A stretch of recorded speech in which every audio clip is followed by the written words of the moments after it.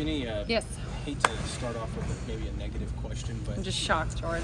What are you going to ask me? were you surprised at all by Aaliyah maybe not being the SEC freshman of the year? You know, you get a little bit surprised, but obviously Vanderbilt's had a great season too, so it's hard to not be, to not see it. But being, 8-time SEC freshman of the week and to be able to have the year that she's had, I think is pretty incredible for a freshman. And also to be mentioned an all-conference player. So when you're an all-conference player on that list of players is pretty impressive, especially the league this year. To be listed as one of the best players is pretty impressive. How cool was it to see Reagan get first team and then obviously, like you said, Aaliyah get second team? Well, it's awesome to be able to be recognized, and at the same time, you always treat those as team recognition. And so when you have a group of players that are pretty talented, those things tend to happen. Have you guys had any discussions about how similar your end to last year was compared to this year, 7 straight into the tournament, 6 straight into the tournament?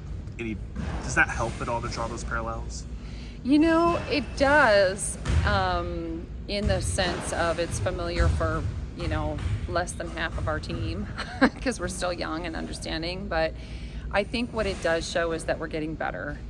And when your teams get better in February and you continue to grow and you're heading into March in a really good space, that's what you want. That's the goal of coaches. It's the goal to have players still want to be in the gym. It's to have coaches, or have players on your team that are still talking, that are still smiling, that are still having fun, that still want to get better and want to play together and for and with one another, and the winning finds you. So I think what was neat to see as a coach is those games that you lost early that were hard to lose early. You saw us replay those in February with different outcomes because you have to experience as our best teacher, and so I think we got to see that on display. So it's not always just, oh, that's great from last year to this year. You look at 1 month to the next, and this team continues to grow and get better. Yeah, I know you guys are focused on the next game and whoever you guys play, but having been through this a couple of times now, how important is it in your mind to keep the 3 seed? You guys are obviously that in the top 16 reveal, but having been through this before, don't want to drop, stay. Like, how do you sort of feel about that? Yeah, one of my favorite things about women's basketball is that we get to host and to host those 2 rounds, and so that's something that we're taking very serious. So I don't really care what seed we get. We want to be able to host, and I also, you want to, again, it doesn't matter. Obviously, we want to win every game we play, but it's how we play. It's how we step on the floor and play. So it's not go in and we just have to win every game. It's to go in and to get better and to have fun playing. And when your teams can do that in March, magic can happen. And so that's more of the focus of how we're playing, more so than it is whether or not we're winning these games to be able to host. We want to be able to play for our fans. Our fans continue to get more and more invested. You can see that. I love how loud it is when people are here and part of this. You can't convince me that we haven't willed some wins along the way, so we need to continue to do that. But we also haven't scratched the surface of what we can actually do here from a fan base standpoint. And so we want to be able to sell this thing out. We want to be able to continue to bring fans here. People always say if you win, they come. Guess what? We're winning. We need to continue to come. Talk about experience being the biggest teacher, and obviously you had some good outcomes against the 2 teams that you might play in the first round of the SEC tournament. Just what are some of the things you learned from those initial games that you're looking to apply as you scout those teams? Well, what's neat is you got to see those 2 games at a unique time, right? So you played Mississippi State 2 months ago, right? And so you go back and you watch how you did 2 months ago, because again, the SEC is different. You play one team twice, so every night's a new game. It's a new game plan. It's new. Florida was after we had a really hard run, right? And then all of a sudden it's like, okay, our backs are kind of against the wall. What are you going to be able to do? And so you got to see a difference between a first half and a second half. And they're both very, very talented teams. I mean, this league's no joke. It just isn't. I mean, people can, you got to show up every single day, or anybody can win any game. So to be able to see that kind of growth and then to be able to see where we're at now, that part's, I think, the fun part from a self perspective, but also you got to be prepared for 2 really, really good teams. And they both bring kind of different looks, but there's obviously some similarities you can have as well. How proud of you are you of your 2 back-to-back performances in the SEC?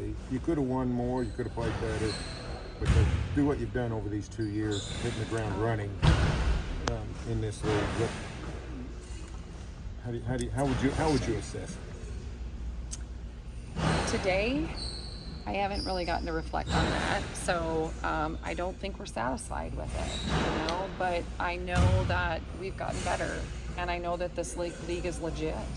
You come in as back-to-back champs in a Big 12, you don't feel good about being 5th in the SEC, and then you look at where you're ranked and you look at where the people ahead of you are ranked, and it's pretty impressive. It's pretty impressive to say in league, we have probably played 3 of the number 1 seeds in the NCAA tournament. Think about that. 3 of the number 1 seeds are coming from our league that we're playing in conference play. That's insane. That doesn't happen. And so from that perspective, instead of going to I wish we could have done this, or we could do this, or we've got to get better, you kind of have to sometimes look at the big picture and, okay, we're getting better and we're competing at a really high level, and we've gotten to see a lot of really great teams. And obviously last year we played Connecticut in the NCAA tournament too. So we've gotten to be able to play these really high-level teams. So talk about getting tested. I think we've been battle-tested, and we've fallen down, and we've gotten up, and we've rolled our sleeves. So that's the part I'm proud of, is that we haven't quit, and we've gotten better. But also, there's a higher ceiling for this program. We sometimes say, somebody joins a new league, doesn't matter who, and they got to get it, build up to speed, whatever. But it seems like if you didn't know who the new teams in the league were, you wouldn't know who they were by watching them play. You guys didn't really, it seemed like you needed an adjustment period. Well, losing at South Carolina last year was maybe the adjustment period for a whole season. But no, honestly, I think that is a really cool thing for us, is to add both, obviously, Oklahoma and Texas, and for us to have enhanced the league and made the league that much stronger and that much better is awesome. Jennie, you mentioned the competition. You can leave my other comment out. All of you. You mentioned the competition you guys have faced this year. How do you feel like that's helped specifically your 3 freshmen, and how do you think that's going to help them come postseason when you're playing some of the best teams? I think we'll find out. You've gotten to see us have really good moments, and then we've had some really big freshman moments. But for them to be able to get that kind of experience, sometimes people underestimate getting time, period. 10 minutes is a lot of time when you're facing really, really good teams. 20 minutes is a lot of time and experience. So I sometimes, as freshmen, we underestimate how much experience we're actually getting, especially on this team this year in a very historic SEC season where there's a lot of really, really talented players and teams. So there's no way that hasn't benefited them. There's no way it hasn't gotten them better. But sometimes when you're in it, you can't always see how much experience you're actually getting.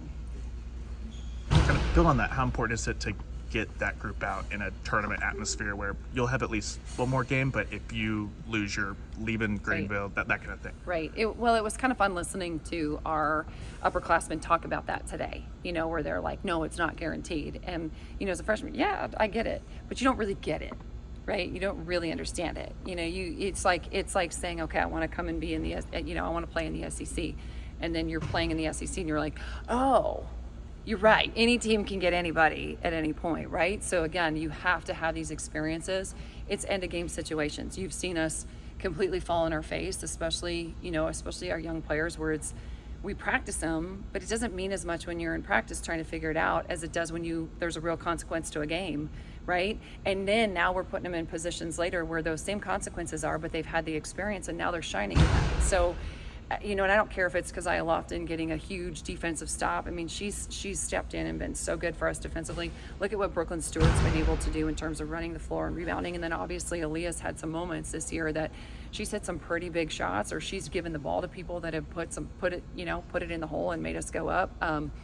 So I think that part has been really neat to be able to watch them navigate through all of those things. And again, you just underestimate how powerful that is. So we haven't been to a conference tournament. We have no idea. Our first road trip, I think everyone's mom brought cookies. And you can't do that when you're in college. There's the difference of, oh, it's fun and I'm up with my roommate, to you kind of have to mix it with, it's kind of a business trip. And so there's so much that they've learned. They haven't had this, experience. So here we go. And you just hope that all the lessons we've learned this season can, come together right now. I hate to bring up the Aaliyah thing. Do you? Yeah. Do you? Really? But when she finds, I mean, is she somebody that takes that as motivation, or does she not care? I guess, what was her reaction when? Yeah. that was- You know, honestly, we didn't make it a big deal. Yeah. It wasn't like a, hey, come in and sit down and let's talk about your feelings. You know, I think she was business as usual today. And, you know, Aaliyah's a winner. Every single thing that she's ever done, she's won. She's won in high school. She's won in AAU. So this might be something that stings, but she's a winner. And so that's what I'm going to count on. That's what her team's going to count on. And that's really what her focus has always been. It's about winning. It's not about her. And that's what makes her so unique and so special. I'm sure it doesn't feel good. It doesn't feel good. I don't think it feels good either. But life happens. There's a lot of things that we don't get to decide. And so we get to see how we respond. And it's not a personal thing, her versus somebody else. It's about her team versus the next team.